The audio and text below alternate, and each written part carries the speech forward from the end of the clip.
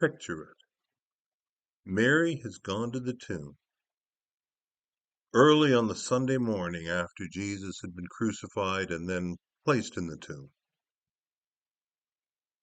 Sometimes it's good to look at stories that we acquaint at other times of the year, to look at them at a different time, perhaps to see them differently. My name's David Woodall with the Emsdale Pastoral Charge in the United Church of Canada.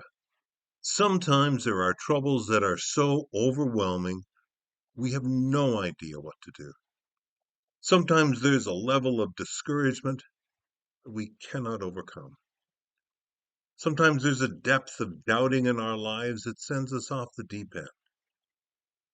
Darkness after our hope has been dashed to pieces. Discouragement after our love has been rejected. Doubt after our faith has been shaken. What do we do? What do we do? How do we go on living? What should this next moment look like? We often talk about Easter as being this miraculous, wonderful sunrise of Jesus returning from the dead, of sunlight driving away the night. But that is not how this day began. And the end of this day, no matter how wonderful we understand it to be, the end of the day is prefaced on understanding the beginning of the day. And Mary was that person on this morning.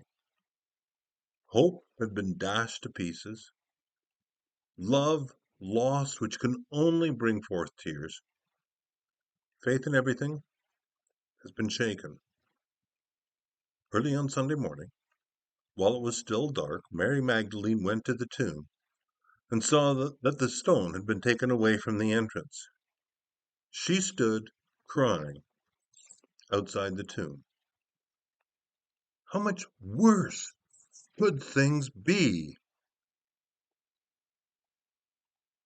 When someone dies, we want to maintain a connection with them. Our memories are important. Mementos of life lived, they become valuable. This was the earliest opportunity that Mary had to visit the grave of Jesus. And so she went. And we often do that with those we have loved and lost. We visit. There is a value in having a place to go, a geographical, physical space that in some way allows us to connect with the one who died. Sometimes it's a cemetery. Sometimes it's a tree planted in memory. Sometimes it's the favorite cottage or the lake on which their ashes are scattered.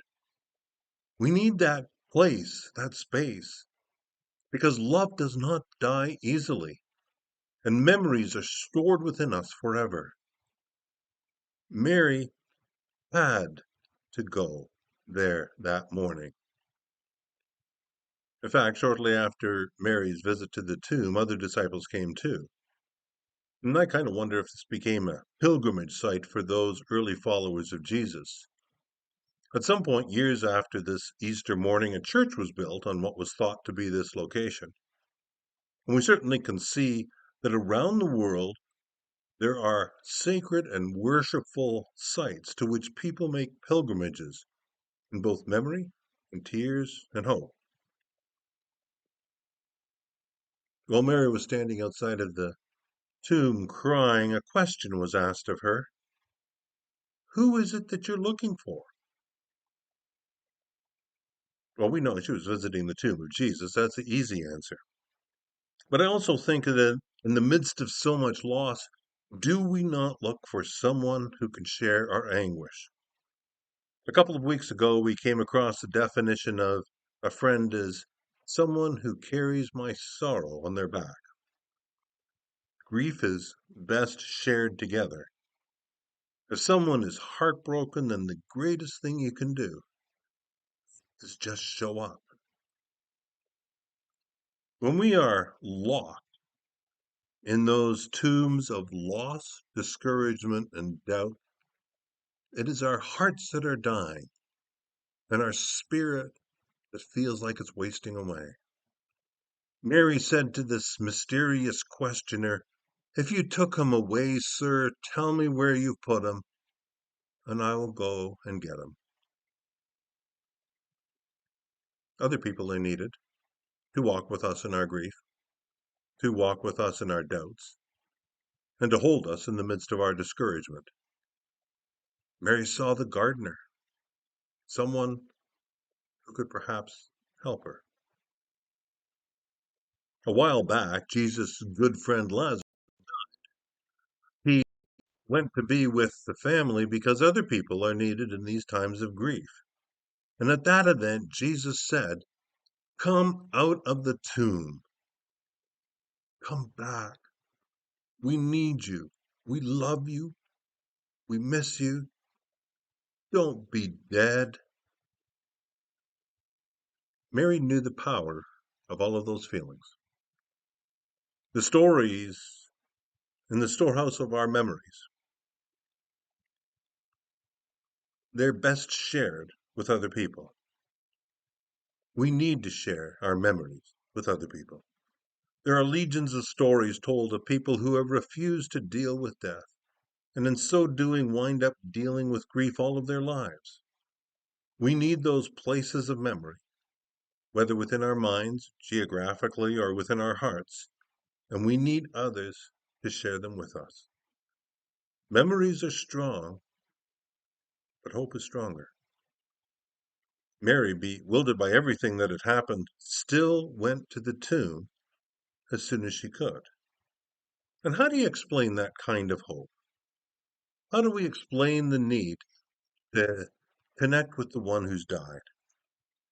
Our rational age has lost a great deal of the depth and mystery of life in its attempt to explain everything that goes on. We've lost something in our never-ending quest to find explanations for human behavior. Fascinating, of course, to discover why things happen and explain the inner workings of things. But there is a point beyond which the things occur and we can't explain them. Memories are strong, but hope is stronger. There was a group of Franciscan fathers who took possession of the old St. Andrew's Church north of Clandeboye in southern Ontario. Now, they've knocked their church down now because of some kind of dispute with the bishop. But in an article about them while they were still there, the monks told the story of one morning when they had no bread and no money to buy any. So they included in their morning prayers a request for bread. Before lunch that day, a neighbor woman knocked on the door and brought in several loaves of bread. Well, this kind of prayer being answered belief flies in the face of our rationalistic approach to life. Because there is a point beyond which things occur that we cannot explain. The faith is to be intellectually sound, but it's also a faith of the heart. Because there are some things that can only be understood by the heart and not by the mind. An empty tomb? The intellectual side of us experiences a little uncertainty. Someone returning from the dead? I don't know. We look into the tomb and we wonder, was it really empty? Simon Peter went straight into the tomb. He saw the linen wrappings lying there and the cloth which had been around Jesus' head, and then he went back home. The only sensible explanation led to a stolen body. If we never had any uncertainty, we'd never have any need for faith. An inmate in a Chicago prison was watching a television talk show. The show's guest was G. Gordon Liddy, and he was one of the men convicted in the Watergate scandal which forced Richard Nixon to resign the presidency. The topic of the show was religion, and at one point the host turned to Liddy and said, "How can you be so certain that God created you?" Liddy smiled and replied, "No one else but God would have dared to do it. No one else but God would have had the nerve to create someone like me." The audience howled in laughter. So did the talk show host, and so did the inmate in the Chicago prison. When the show ended, the inmate laid down on his prison cot and began to think of himself. Why did God create me? Why did God create someone who would end up behind prison bars? Why did God create someone who would die to goodness and love and be buried in a tomb of evil and hate in a prison cell? And then a surprising thought entered the inmate's mind. The birth of the Christian faith began in a tomb just as secure and guarded as his prison cell. Could what have happened to Jesus in the tomb in Jerusalem happen to him in his tomb in Chicago? Could he be reborn? Could he be recreated, rise from the dead? Now, we may find ourselves buried in some tomb that is destroying the life in us, a tomb of resentment because of some hurt received from someone, a tomb of fear about the future and what it holds for us. The stone hasn't been rolled away on that one. We're not sure what's going on. A tomb of confusion about our faith and how to deal with it. Or perhaps a tomb of despair about some difficult situation in our lives and how to handle it. Hope dashed to pieces, love rejected, our minds locked in tombs, our hope gone, our hearts dying. The birth of the Christian faith began in a tomb just as secure and guarded as his prison cell. Now, I think it's interesting that Jesus did not appear to any of the people who condemned him to death. He could have, at any point in time, he could have popped in to see Herod or Pilate or even the Sanhedrin at one of their meetings, and that might have changed the whole direction of human history. But he didn't. He only appeared to those he loved and to those who loved him. And in fact, it's only because of that connection of love that we know about the resurrection at all. There was no need to let anyone know this resurrection had happened, except for love. I call you my friends, Jesus said. He also said, love the Lord your God, love your neighbor, and love yourself. The true message on that Easter morning is the power of love. It was love from others and self-love that freed the inmate from his prison cell. It was love that brought Mary to the tomb. It was through love that Jesus appeared to the disciples. The resurrection is fine, but without love, without others, it means nothing. For God so loved the world.